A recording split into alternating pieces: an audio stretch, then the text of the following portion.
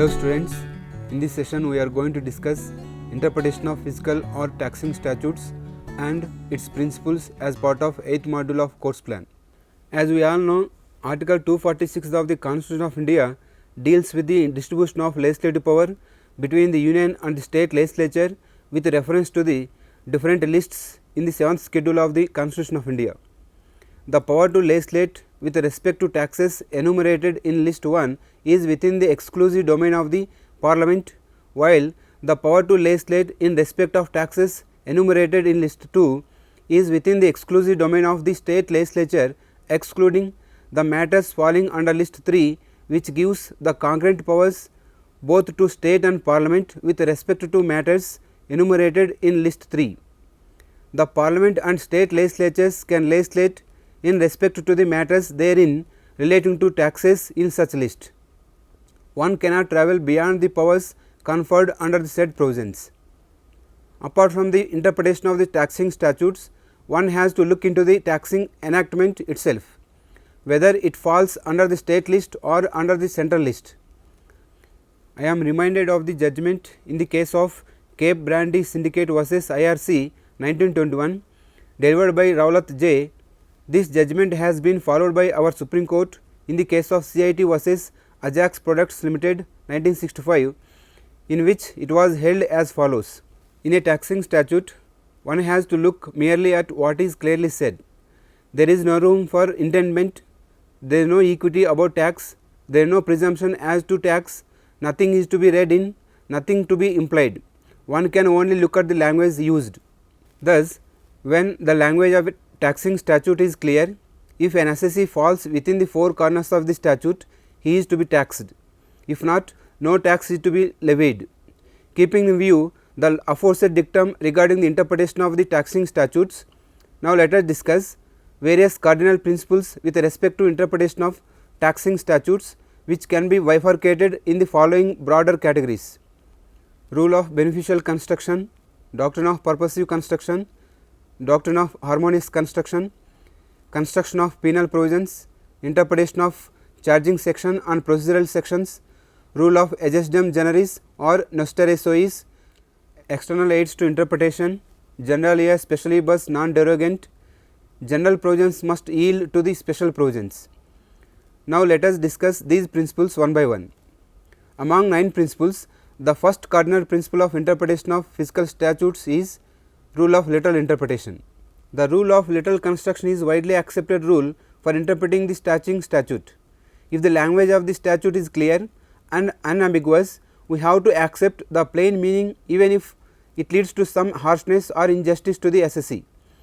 As long as there is no ambiguity in the statutory language, the rule of literal interpretation has to be applied.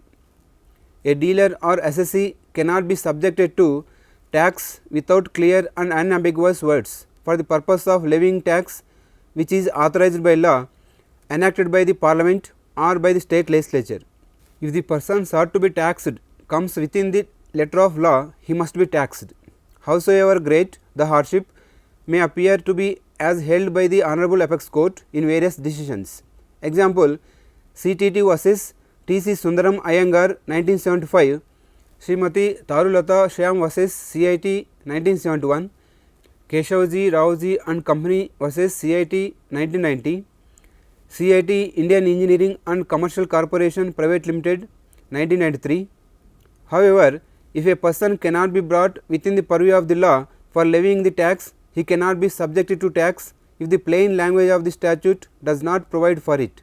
In the taxing statute, a person or a transaction cannot be subjected to tax on the ground of spirit of the law or by inference or by analogy as held by the Apex Court in cases of Mathuram Agarwal vs. State of Madhya Pradesh AIR 2000 SC 109, Hansraj and Sons vs. State of Jammu and Kashmir AIR 2002 SC 2692. In these circumstances, neither any tax can be levied nor assessment can be made on the basis of presumption or assumption that subject falls within the taxing provision. One has to merely look to the language by applying the rule of literal construction. If the subject falls within the provisions of law, it can be subjected to tax and not otherwise. second principle of interpretation of taxing statute is the rule of beneficial construction. In cases where there are two interpretations possible, the one which is beneficial to the assessee would be preferred. This principle was laid down in a landmark judgment in IRC versus Duke of Westminster 1936 AC 1, where the Tomlin LJ stated that an assessee may arrange his affairs within the bounds of the law so as to minimize the incidence of tax. In the case of McDowell and Company Limited versus CTO 1985, the Apex Court clamped down on the liberal construction and the pendulum swung to the other extreme, as the court made fine distinction between tax evasion, tax avoidance and tax planning, and virtually rendered the Westminster principle nugatory. Here the court followed the interpretation that the letter and spirit of the law must be followed. In this post McDowell era, the department generally got favorable verdicts and a lot of assessees suffered due to the courts coming down heavily on tax avoidance measures, which were equated with tax evasion.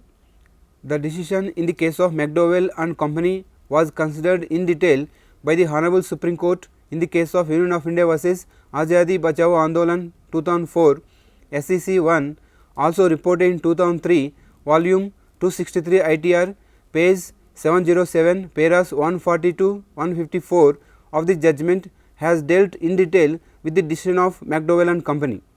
In this case, court dealt with conflicts between the Indo-Mauritius Double Tax Avoidance Agreement and the Income Tax Act 1961. It was held that an assessee was entitled to arrange his affairs so as to minimize the incidence of tax, thus partly confirming the Westminster principle. The Supreme Court has repeatedly held that if two views are possible with respect to any provisions under a taxing statute, the view which is in favor of assessee should be accepted.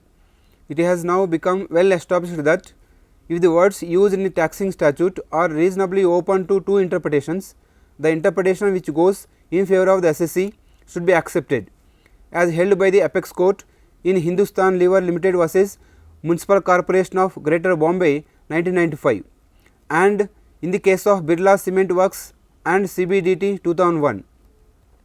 It was held by the Supreme Court in CIT versus Poddar Cement Private Limited, where there are two possible interpretations of a particular section which is akin to charging section. The interpretation which is favorable to the assessee should be preferred while construing that particular provision. Reiterating the same view, in the case of CIT versus Sean Finance Private Limited 1998, it has been held that in interpreting a fiscal statute, the court cannot proceed to make good the deficiencies if there be any. The court must interpret the statute as it stands, and in case of doubt, in a manner favorable to the taxpayer.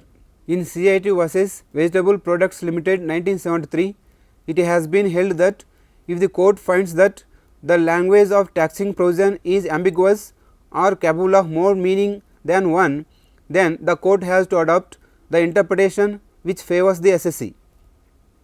The rule of beneficial construction will also be applicable while determining the levy of tax on commodity regarding its classification.